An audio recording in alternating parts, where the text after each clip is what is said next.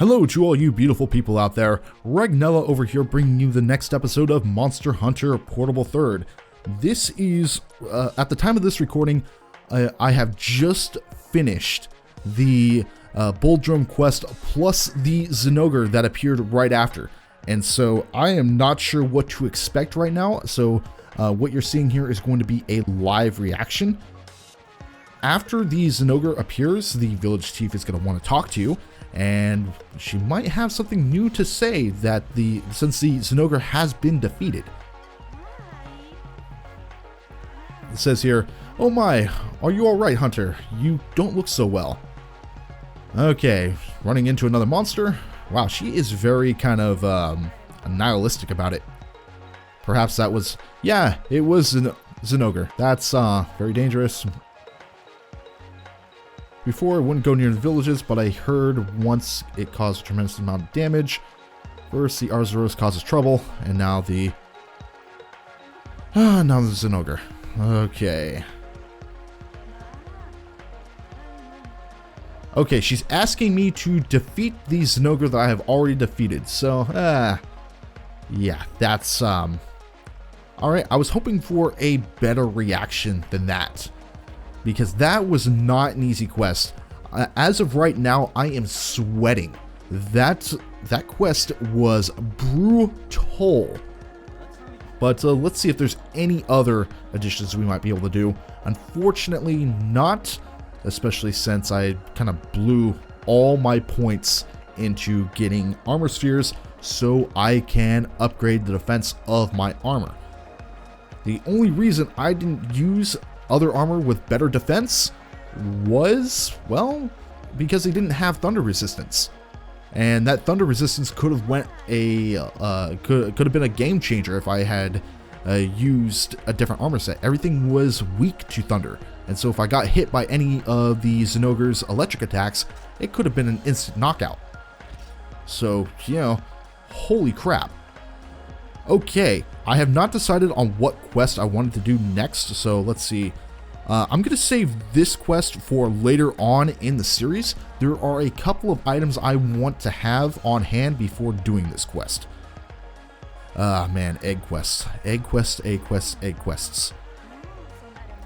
Okay, I think the next thing to do is, you know, I want to do something a little bit easy. So we're going to deliver some of this, let's see, it's a Slagtoth oil. And if you look at the bottom, you'll see the main monsters are Slagtoth and a Bulldrum. So we have a large monster here. And that's another reason why I decided to do the first Bulldrum quest first before really taking on any of these other quests.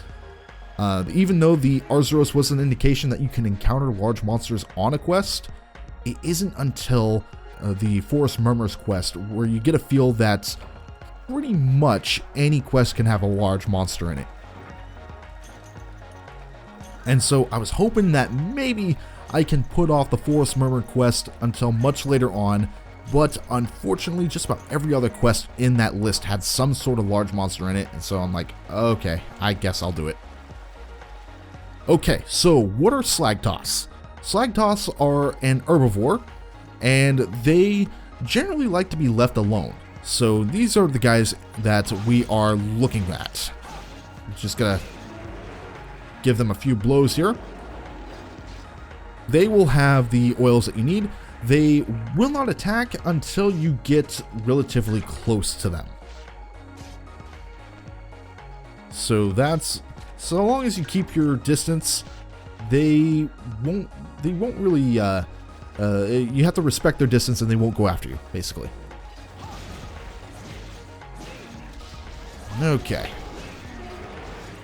And there we go, that's number 2. We need 5 of these oils, so we are going to need to find quite a few of them. Now, if I recall correctly, I can find some more in Area 6. And, no, actually Area 5, but also I think Area 6. But I'm going to check basically anywhere where there is water. See, this monster seems to prefer areas where there's a lot of moisture. Oh god, that is a Bulldrum.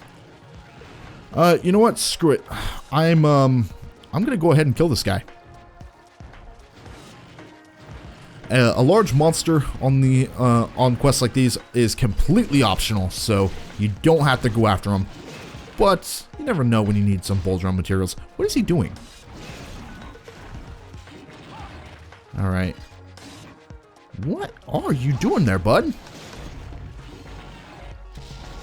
He doesn't seem to know what he's doing, unfortunately. All right, there we go. See, I'm actually being pretty careful whenever I'm going after this guy, because the Bulldrome is notorious for being able to charge without having to scrape at the ground. Okay. He does that scrape, he only does it once, and then he can go after someone. I believe there's a couple of other times where he does it more than once, but there's always the option of him just turning around and doing that. Alright, come on, big guy.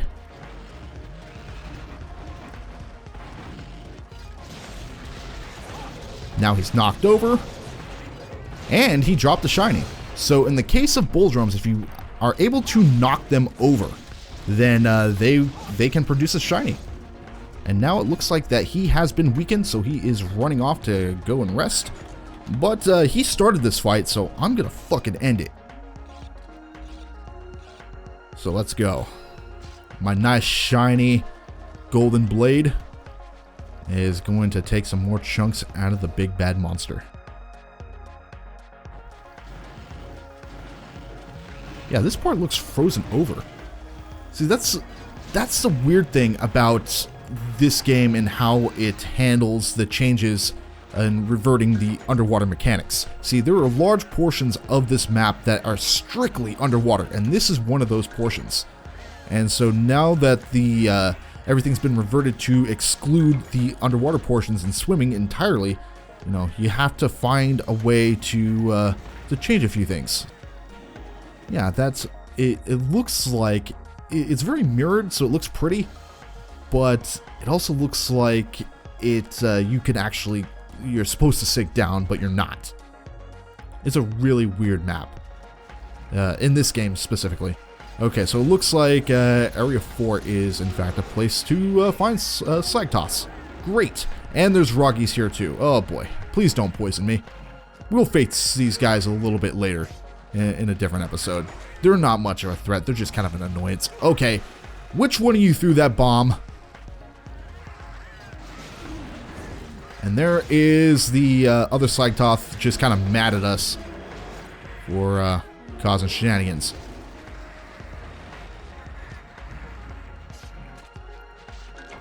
Okay, now that the Roggy is kind of distracted by my other felines.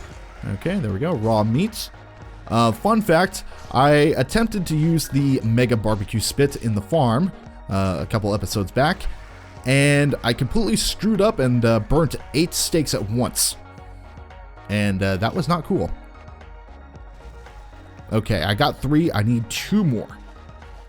Alright, you two, stop playing around with the giant thing. We got work to do. Okay, going to Area 5. And we got 2 more. Yeah, just, let's see. Okay. A little trick here is that if you're worried that you're not doing too much damage to a monster, then attempt to walk through it. If the monster still lives, you will hit their collision, and you will not be able to walk through them. However, if they are for sure dead, you can walk through them just fine. And so these larger herbivores are more resilient than they appear. So when you're trying to make sure that they're dead, you might need to double check, because they might not be so dead. And this guy is not thrilled on the fact that we just killed his buddies.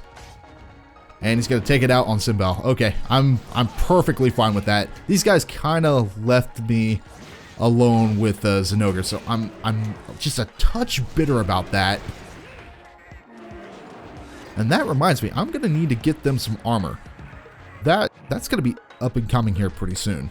And I cannot remain in the default armor stuff here for very long. That's not conducive for a long-term hunt. There is a high rank version of this armor set, which looks really nice and requires better materials. but even then, it's still the basic armor. So that's it's still a problem if you're off using it.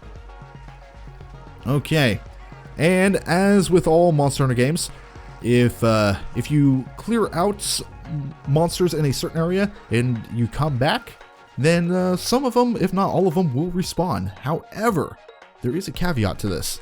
There are certain areas where monsters only have a respawn rate of a certain amount. So like they will respawn maybe 3 or 4 times. And then afterwards, you won't get anything there. And there might be another area that will always have at least one monster respawn no matter what. That could be used to your advantage if you're doing an egg quest. And that would be something I'll be touching base on in the future here. Because, I'm not sure if you heard, but fuck egg quests. Like, Jesus, they are the worst thing imaginable. And there are some Monster Hunter games where they are required. Generations Ultimate, for example. Okay, the objective is cleared and we are good to go to start on another quest. So that's going to do it for me and this video. Thank you guys so much for watching. If you're interested in any of my other content, be sure to hit on one of the annotations. They'll be featured at the end of this video. And I will see you all again next time. Take care, people.